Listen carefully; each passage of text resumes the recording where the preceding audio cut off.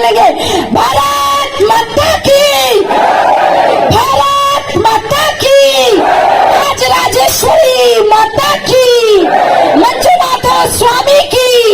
जब भी कई ज्यादा भीतर हो, क्योंकि रावण भी सनातनी था, अपने वेद धर्म शास्त्र की रक्षा करता। संजीव यत्र किल शक्तिधरः स्वधाम्ना अनन्यास्य हस्तचरण श्रवण त्वगादि प्रणामो भगवते पुरुषाय तुभ्यम्। एक बार दोनों हाथ ऊपर उठा के, अंधेरा हो गया है, मुझे आप दिखाई थोड़ा कम दे रहा है, लेकिन हाथ उठाएंगे ना तो मुट्ठियां जरूर दिखाई देंगी। मुझे पता है हिंदी भी थोड़ा सा आपको समझने में समस्या होगी, पर मैं फिर भी कोशिश करूंगी। दोनों हाथ ऊपर उठाइए, सभी लोग दोनों हाथ ऊपर, और ऐसे मुट्ठी बांधिए सीधे एकदम। और आपके इस तुलनार से ऐसा जय जय घोष होना चाहिए भारत माता का, इतना जय जय घोष होना चाहिए कि सनातन को डेंगू मलेरिया बोलने वालों की कान बहरे हो जाने चाहिए और उन्हें पता चलना चाहिए कि यह शौर्य धर्म रथ यात्रा निकली है। दोनों हाथ ऊपर उठा के मुट्ठी बांध के बोलेंगे भारत माता की। मैं इतनी देर से इसलिए नहीं खड़ी हूं कि मुझे इतना सा जय घोष सुनाई दे, और जोर से पूरी ऊर्जा से ये हनुमान जी महाराज का जोश लाना है। बजरंगी की गदा, ये हमारी मुट्ठियों का बल गदा की तरह लहराना है। भारत माता की, भारत माता की, हिंदू राष्ट्र की, हिंदू धर्म की जय जय श्री राम, जय जय श्री राम, जय जय श्री राम। सत्य सनातन हिंदू धर्म की, सत्य सनातन हिंदू धर्म की। छत्रपति शिवाजी महाराज की, छत्रपति शिवाजी महाराज की जय जय श्री राम। बहुत बहुत धन्यवाद।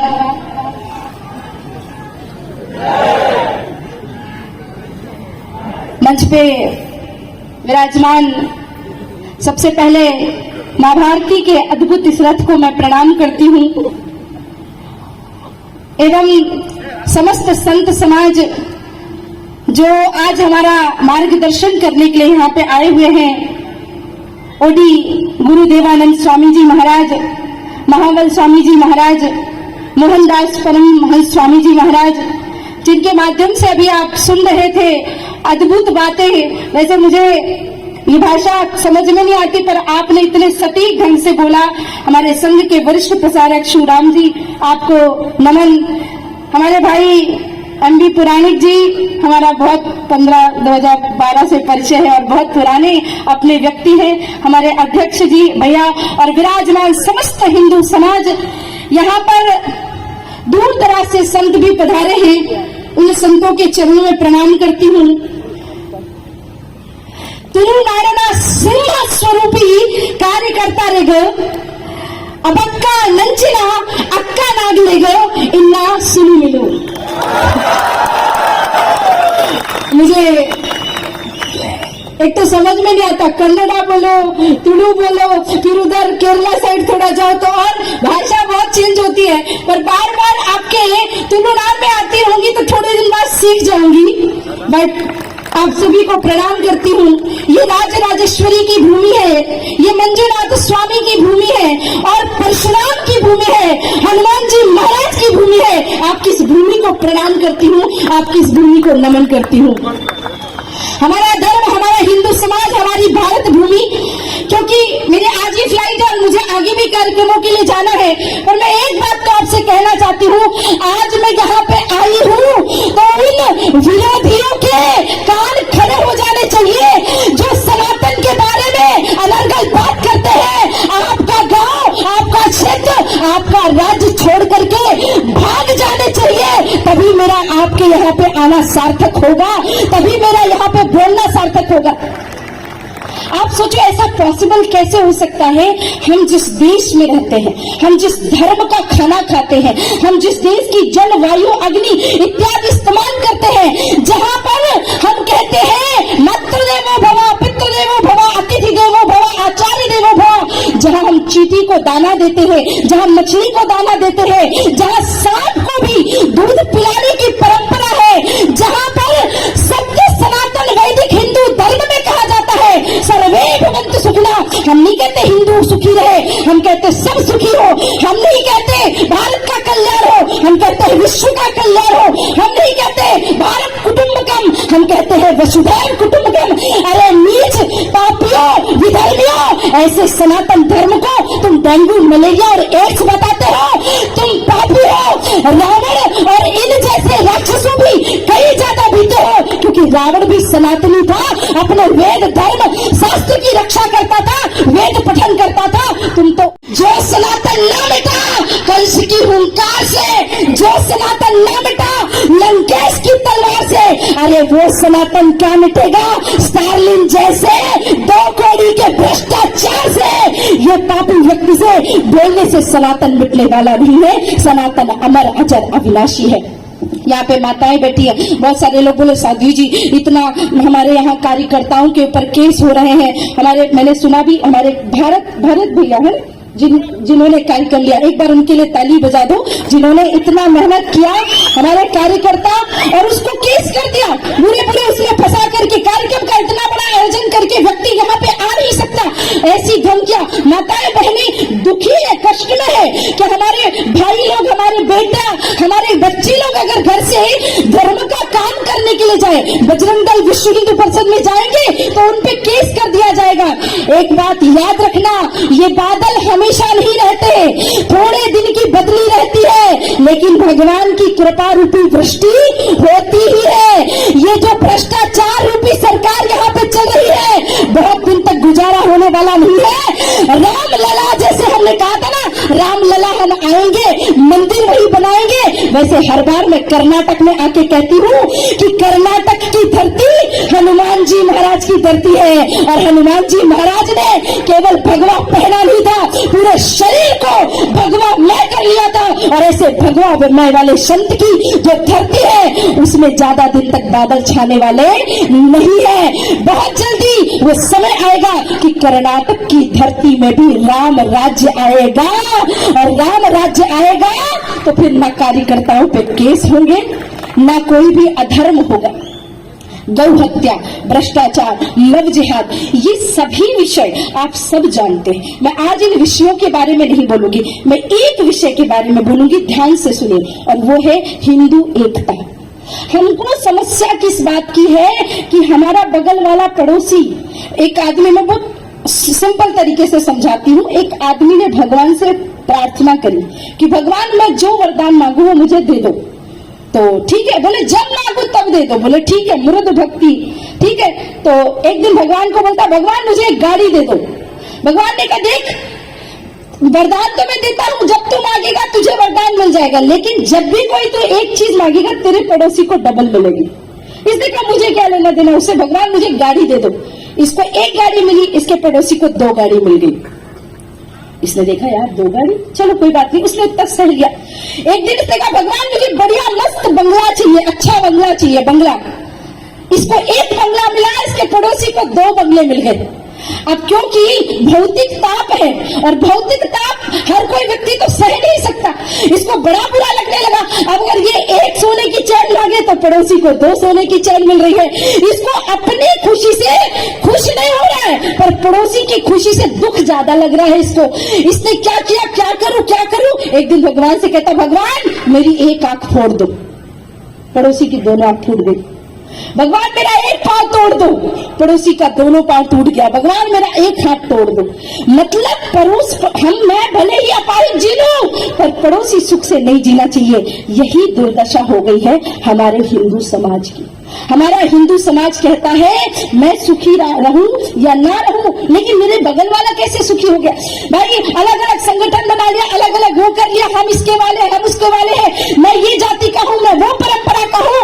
अगर संघ की धारणा में आते हो तो माधवराव सदाशिवराव गोलवलकर गुरुजी ने कहा हमारी कोई जाति नहीं है, हमारी एक ही जाति है, और वो है हिंदू। हिंदवः सहोदरा सर्वे न हिंदू पत्तो भवे मम दीक्षा हिंदू रक्षा मम मंत्र समानता। हम सब हिंदू हैं। क्या है? कौन है हम? हमको जातियों में नहीं बंटना है। वो एक साथ होकर के यहाँ पर विधर्म फैला रहे हैं, वो एक साथ होकर के यहाँ पर हमारी धरती पे ही रह करके आतंक फैला रहे हैं। आप सोचो कितनी विडंबना वाली बात है, कितने दुख वाली बात है। क्योंकि यहाँ के शहरों के नाम मुझे विस्मृत हो जाते, तो मैं बताती हूँ। शिवमोगा में जब अभी पिछले ही हफ्ते ईद मिलाद का कार्यक्रम हुआ, आप देखो, मैंने न्यूज देखी, मैं चकरा गई। टीपू सुल्तान औरंगजेब की बड़ी सी कटआउट। अरे शर्म करो, जिस धरती पे हमने जन्म लिया, ये राम की धरती है, ये कृष्ण की धरती है, महाराणा प्रताप की धरती है, छत्रपति शिवाजी महाराज की धरती है। ये टीपू सुल्तान औरंगजेब की धरती नहीं है, ये हनुमान जी महाराज की धरती है। और हिंदुओं, ईंट का जवाब पत्थर से लेना होगा। अगर ये टीपू सुल्तान औरंगजेब अकबर बाबर के फोटो चित्र कटआउट लगाए तो उनको कह देना कि साध्वी सरस्वती आई थी और कह के गई है कि जो छेड़ेगा हिंदू की हस्ती को मिटा देंगे हम उसकी हर एक बस्ती को। रहना है, जो छेड़ेगा हिंदू की हस्ती को मिटा देंगे हम उसकी हर एक बस्ती को। और कर्नाटका में रहना है तो रहीम रसखान बन के रहना, औरंगजेब टीपू सुल्तान बने तो खाक में मिला देंगे तुम्हारी हर एक हस्ती को। अगर इस धरती पे रहना है तो रहीम रसखान बन के रहो। लोगों को लगता है मुझे मुसलमानों से नफरत है, ऐसा कुछ भी नहीं है। मैं तो रहीम रसखान को मानती हूँ, गुलाब सखी की भजन गाती हूँ, मैं एपीजे अब्दुल कलाम को प्रणाम करती हूँ। लेकिन कोई कहे कि टीपू सुल्तान औरंगजेब बाबर इनकी नहीं, महाराज ये तो लुटेरे थे, लुटेरे, ये पापी थे, ये विधर्मी थे, ये हमारे देश को लूटने आए थे। हिंदुओं जागो, आपके ही कर्नाटका में विधर्म हो रहा है। स्कूल में टीपू सुल्तान का चित्र रख करके बच्चों को उसको प्रणाम करवा करके निकाला जाता है। क्या शिक्षा दोगे आप अपने बच्चे को? हमारा धर्म कहता है, हमारे गुरु कहते हैं, किसी देश को अगर नष्ट करना हो तो उस देश की शिक्षा प्रणाली, उसकी शिक्षा, उसकी संस्कृति को नष्ट कर दो, देश नष्ट हो जाएगा। और चल क्या रहा है, हो तो वही रहा है। तो सबसे पहली बात, हर चीज का एक विषय, हिंदू एकता। हिंदुओं में एकता होनी चाहिए। आप किसी भी जाति के हैं, आप किसी भी संप्रदाय के हैं, आप किसी भी स्थान के हैं, आप कहीं से भी आते हो, लेकिन आपका पहला कर्तव्य है, हम सनातनी हैं, हम हिंदू हैं, हमारा एक ही परिचय है। और देखो, ये 5 उंगलियां हैं, और 5 उंगलियों से जब किसी को थप्पड़ मारो तो उतना नहीं लगता है, लेकिन जब मुक्का बना के मारो ना, हनुमान जी महाराज की गदा, हाँ, यहाँ तो जितने बजरंगी बैठे हैं, जितने मेरे भाई बैठे हैं, माताएं भी बैठी हुई है, उनको तो अब हनुमान जी महाराज की गदा उठानी जरूरी है। चंदन पता है, चंदन का पेड़ कौन कौन जानता है? चंदन का पेड़ पता है ना? तो चंदन के पेड़ के पास में सांप आते हैं, ये बात पता होगी आपको। जहाँ चंदन का पेड़ होता है वहाँ सांप आते हैं। मैं कर्नाटक वालों से अब कहना चाहती हूँ, चंदन का पेड़ मतलब हमारी मधुर वाणी है ना, चंदन का पेड़ हमारी मधुर वाणी है। और कर्नाटका के लोगों ने इतना मीठा मीठा बोला, इतना प्यार दिया कि हमारे कर्नाटका में सांप बहुत हो गए। अब कर्नाटका से सांप हटाने के लिए मेरे दादाजी कहते थे कि अगर घर में चंदन का पेड़ लगाना है तो ये सोच के लगाओ कि सांप ना आए, और अगर सांप ज्यादा हो जाए तो चंदन का पेड़ नहीं लगाते, बल्कि घर में डंडा रखा जाता है कि सांप आए और डंडा मार के भगाना है। तो कर्नाटक वालों, और डंडा से काम तो नहीं चलेगा। अब तो हनुमान जी महाराज की गदा, और जो माताएं चाहती है कि आपकी धरती से लव जिहाद मिटे, आपकी धरती माता राज राजेश्वरी की धरती है, और राज राजेश्वरी ने अगर चंडमुंड को मारा था तो उस राज राजेश्वरी की तलवार तो मेरी माताओं को भी अपनी हाथ में उठाना पड़ेगा, माताओं को हाथ में शस्त्र धारण करना पड़ेगा, तभी इस कर्नाटक की धरती से लव जिहाद खत्म होगा। ये लव जिहाद क्या है? ऐसा राक्षस जो हमारी बहनों को खा रहा है, जो हमारी बेटियों को खा रहा है, जो हमारे देश, हमारे धर्म, हमारी संस्कृति को, हमारे धर्म को कहां कहां तक लेकर के जा रहा है। मैं बस एक बात आप लोगों से कहना चाहती हूं, क्योंकि मेरे पास समय कहने को तो बहुत सारी बातें हैं, बोलने को तो बहुत सारी बातें हैं, लेकिन हिंदुओं की समझ में जो बातें आनी चाहिए, अभी जो सबसे मोस्ट इंपॉर्टेंट चीज है कि हमें एक होना पड़ेगा।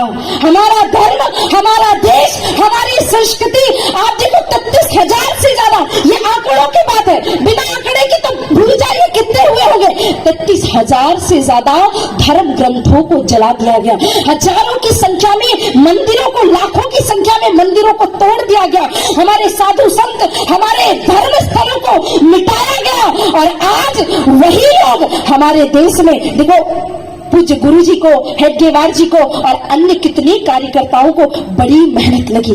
आज 70 साल से हम इस देश को उस स्थिति पे बिठाने के लिए मरे जा रहे हैं, आगे बढ़ रहे हैं, अपना काम कर रहे हैं, लेकिन हम अभी भी गुलामी की जंजीरों में अटके हुए हैं। हम कहीं पीर फकीर की नमाजों में, मजारों में जा रहे हैं, तो कहीं कहीं जा रहे हैं। अरे इतने मंदिर हैं हमारे पास, तो प्रभु आदि शंकराचार्य ने 4 मठ दिए हैं।